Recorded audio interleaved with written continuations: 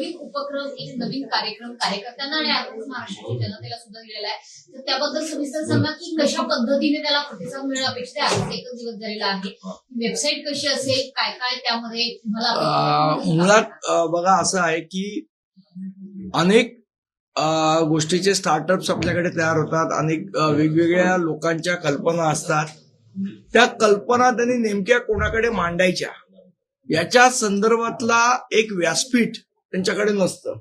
मग ते कुठे या राजकारण्याकडे, त्या राजकारण्याकडे किंवा संबंधित अधिकाऱ्याकडे, इथे जा तिथे जा, अशा पद्धतीचे अनेक आपले तरुण आहेत, अनेक तरुणी आहेत, अनेक लोक आहेत जे वेगवेगळ्या विषयांवर अभ्यास करतात. पर्यावरण असेल किंवा अगदी एखादा नवीन कल्पना असेल. आता परवा माझ्याकडे काही लोक आलेली, त्यांनी एक मशीन बनवलेलं जे कचरा उचलल्या ऑन द स्पॉट त्याचं खत निर्मिती करतात.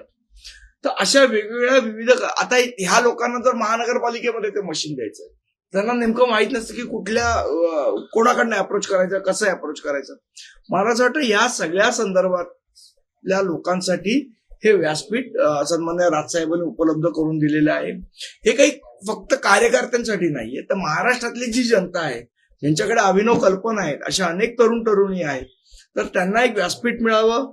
सरकारमध्ये आणि लोकांमध्ये एका ब्रिजचं काम हे महाराष्ट्र नवनिर्माण सेनेची ही वेबसाईट करेल.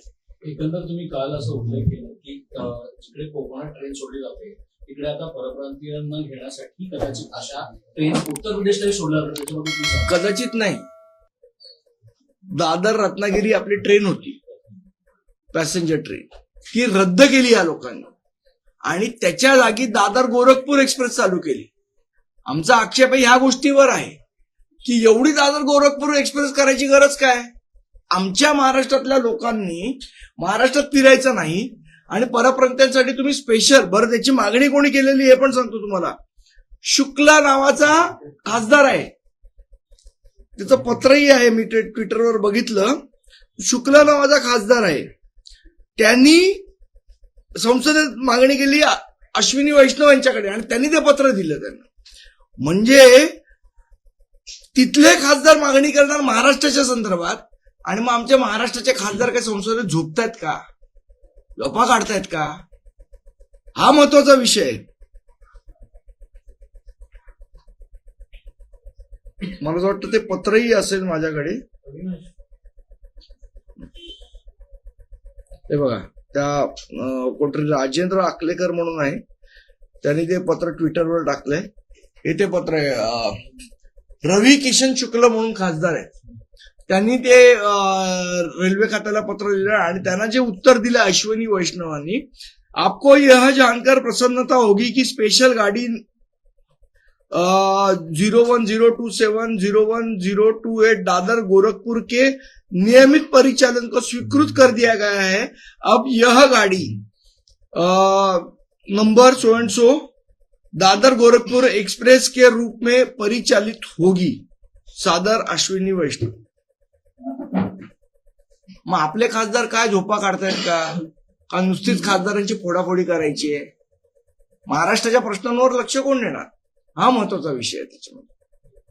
सोबतच काल तुम्ही अहिल्यानगरचं नामांतर आपल्याकडे महाराष्ट्रात झाले, संभाजीनगर असेल किंवा अहिल्यानगर असेल, मात्र अहमदाबादच्या विषयावरून सुद्धा तुम्ही प्रश्न उपस्थित केला, त्याचं नाव कर्णावती कधी होणार.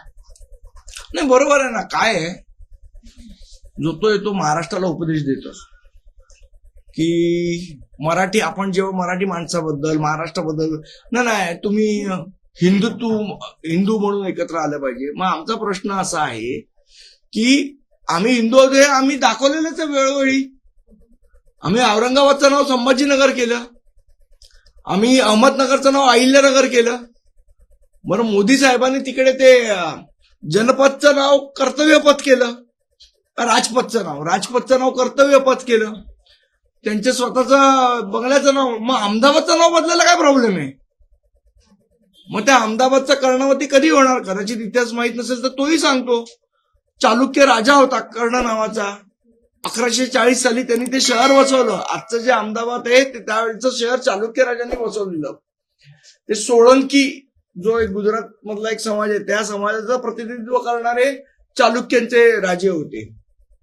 जी काय मी इतिहास वाचलाय, मला असं वाटतं मग त्याचं नाव कर्णावत करण्यात काय प्रॉब्लेम आहे? का घाबरताय तुम्ही करायला? का फक्त दुसऱ्यांचा उपदेश द्यायचा आणि स्वतःच ठेवायचं झाकून? नेमका उद्देश काय हा माझा प्रश्न होता. तुम्ही परत यांचा मुद्दा देखील घेतात फेरीवाल्यांचा, ज्या पद्धतीने मुंबई महानगरपालिका महापौर म्हणून आहे तेव्हापासून ज्या बांगलादेशी जे फेरीवाले आहेत त्यांच्या विरोधात कठोर कारवाई केली जाते, परंतु तुम्ही एक मुद्दा देतात की पंतप्रधान नरेंद्र मोदींनी लोकसभा निवडणुकीमध्ये 15,000ची घोषणा केली होती, त्याचं काय पुढे आणि या संदर्भात देखील तुम्ही मुद्दा देतात. मुळात असं आहे, आपल्याला आठवत असेल तर लोकसभा इलेक्शनच्या वेळेला हर ठेले वाले को 10 से 15,000 रुपया कर्जा मिलेगा असं त्यांनी सांगितलं. का पंतप्रधानांच्या नावाने ती योजना होती. सापडला असेल तर त्याच्यावर तुम्ही एफआयआर केलीत का? आणि नसेल केली तर का नाही केली?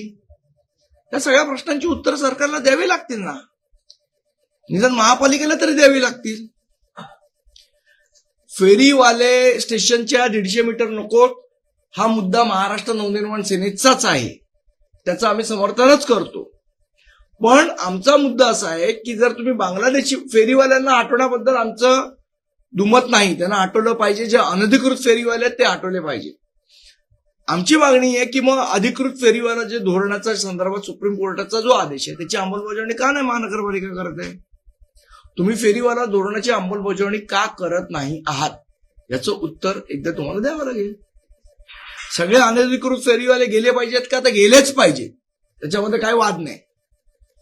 पण मग त्याच्या संदर्भात रोज हे करण्यापेक्षा तुम्ही एकदा फेरीवाला धोरणाचं काय करणार आहात हे एकदा सांगा. राज ठाकरेंनी आपल्या भाषणामध्ये पदार्थाचा मुद्दा उचलला होता, जो की पूर्ण महाराष्ट्राला असतो. हो निश्चित, म्हणजे आता मी नाव नाही घेत, पण आमच्या परिचयातली एक मुलगी होती त्यांच्याकडे वीट सापडलं शाळेमध्ये. अशा एवढ्या खालच्या स्तरावर हे सगळे प्रकरण गेले. नार्कोटिक्स डिपार्टमेंट, तुम्ही इथे जाओ हिंदुजा हॉस्पिटलचे इथे जे पाठीमागे समुद्र आहे ना, सगळे गरदुल्ले चरसुल्ले बसलेले असतात. रोज पोलीस स्टेशनला आम्ही सांगतो, त्यांची गाडी आली की ते पळून जातात. ला हिंदुजा हॉस्पिटलच्या पाठीमागच्या बीचवर बघा, सगळे गरदुल्ले बसलेले असतात. आणि तिथे समोर शाळा आहे बॉम्बे स्कॉटिश. काय सांगणार? रोज पोलिसांना सांगून काय करत नाही. एक चर्चेत असलेला विषय जो अत्यंत गंभीर आहे. अशोक खरात ही जी व्यक्ती आहे याच्या एक सुरस कसाच्या समोर येत आहे आणि या संदर्भात अनेक मंत्रिमंडळातले मंत्री असतील, महिला आयोगाच्या अध्यक्ष असतील, यांचे जवळीक संबंध यामुळे महाराष्ट्रात नेमकं चाललंय असं मला वाटतं खरोखर महाराष्ट्रासाठी अत्यंत दुर्दैवाची गोष्ट आहे. ज्या महाराष्ट्राने देशाला अंधश्रद्धेच्या विरोधात प्रबोधन केलं, नरेंद्र दाभोळकरांसारखे व्यक्ती ज्यांनी ही अंधश्रद्धा जावी याच्यासाठी स्वतःचा जीव गमावला, त्या महाराष्ट्रातले जबाबदार असणारे व्यक्ती जर अंधश्रद्धेच्या पाठी लागून कुठल्या तरी भोंदू बाबाच्या पाठी लागत असतील तर मला असं वाटतं हे नेते ज्यांनी महाराष्ट्राला दिशा देणं अपेक्षित आहे ते महाराष्ट्राची दशा करण्यात गुंतलेले आहेत. मात्र यामध्ये रुपाली चाकणकर यांचं जे नाव येते, विशेषतः त्या महिला आयोगाच्या अध्यक्ष आहेत आणि त्यांची जवळीक खरातांची होती. ज्या पद्धतीने त्यांचे फोटो व्हिडिओ समोर आलेले आहेत, म्हणजे राजीनाम्याची मागणी जोर धरते आहे. मला असं वाटतं काय आहे की तुमचा एखाद्या बरोबर फोटो असेल म्हणून तुम्ही वाईट आहात असं माझं बिलकुल म्हणणं नाही. पण त्या अंधश्रद्धेच्या पाठीमागे खतपाणी घालण्याचं काम जर तुम्ही करत असाल तर निश्चितपणे ही महाराष्ट्रासाठी आणि त्या अजित पवारांच्या पक्षातले आहेत. अजित पवार अंधश्रद्धेच्या विरोधातला माणूस होता, त्यांनी कधी अंधश्रद्धेला खतपाणी घातलं नाही. त्यांच्या जर तुम्ही पक्षातले असाल आणि तुम्ही जर अशा भागात असाल तर मला वाटतं त्यांच्या पक्षाने तर कारवाई केलीच पाहिजे, पण जनाची नाही तर मनाची तरी त्यांनी ठेवावी. IPS तेजस्वी सातपुते यांच्या नेतृत्वात एक SIT स्थापन झाली, परंतु ज्या पद्धतीनं सगळे राजकीय विरोधक आता आरोप करतात की ही निपक्षपाती इन्व्हेस्टिगेशन याचं होऊ शकत नाही. जर राजकीय व्यक्तींचे संबंध त्याच्यात असतील तरी चौकशी निपक्षपातीपणे होईल याच्यावर काय माझा विश्वास नाही.